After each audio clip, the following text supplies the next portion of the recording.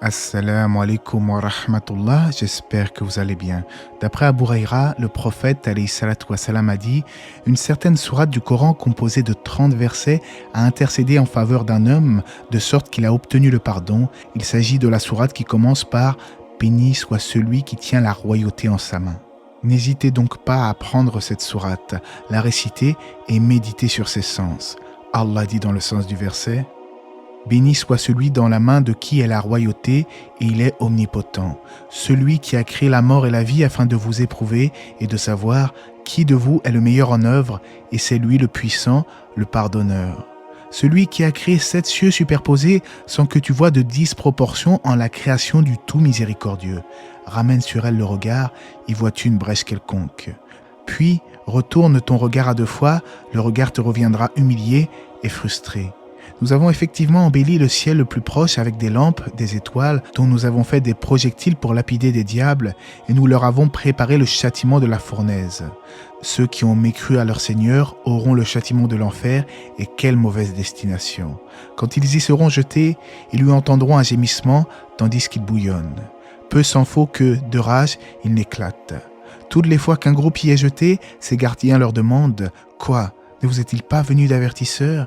Ils dirent « Mais si, un avertisseur nous était venu, certes, mais nous avons crié au mensonge et avons dit « Allah n'a rien fait descendre, vous n'êtes que dans un grand égarement. » Ils dirent « Si nous avions écouté ou raisonné, nous ne serions pas parmi les gens de la fournaise. » Ils ont reconnu leur péché. Que les gens de la fournaise soient anéantis à jamais. Ceux qui redoutent leur Seigneur, bien qu'ils ne l'aient jamais vu, auront un pardon et une grande récompense. Que vous cachiez votre parole ou la divulguiez, il connaît bien le contenu des poitrines. Ne connaît-il pas ce qu'il a créé alors que c'est lui le compatissant, le parfaitement connaisseur, c'est lui qui vous a soumis la terre. Parcourez donc ces grandes étendues, mangez de ce qu'il vous fournit, vers lui à la résurrection. Êtes-vous à l'abri que celui qui est au-dessus du ciel vous enfouisse en la terre, et voici qu'elle tremble ? Ou êtes-vous à l'abri que celui qui est au-dessus du ciel envoie contre vous un ouragan de pierre? Vous saurez ainsi quel fut mon avertissement. En effet, ceux d'avant eux avaient crié au mensonge, quelle fut alors ma réprobation?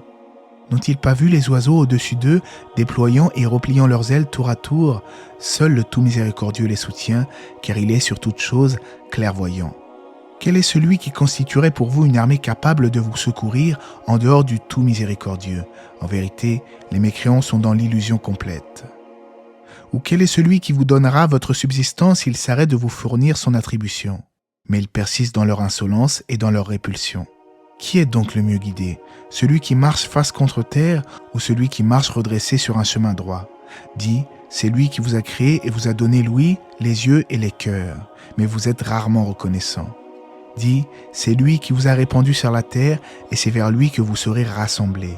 Et ils disent, à quand cette promesse si vous êtes véridique? Dis, Allah seul en a la connaissance et moi je ne suis qu'un avertisseur clair. Puis, quand ils verront le châtiment de près, les visages de ceux qui ont mécru seront affligés et il leur sera dit, voilà ce que vous réclamiez.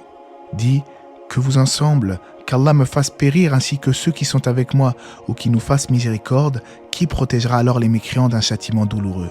Dis, c'est lui le tout miséricordieux. Nous croyons en lui et c'est en lui que nous plaçons notre confiance. Vous saurez bientôt qui est dans un égarement évident. Dis, que vous ensemble, si votre eau était absorbée au plus profond de la terre, qui donc vous apporterait de l'eau de source?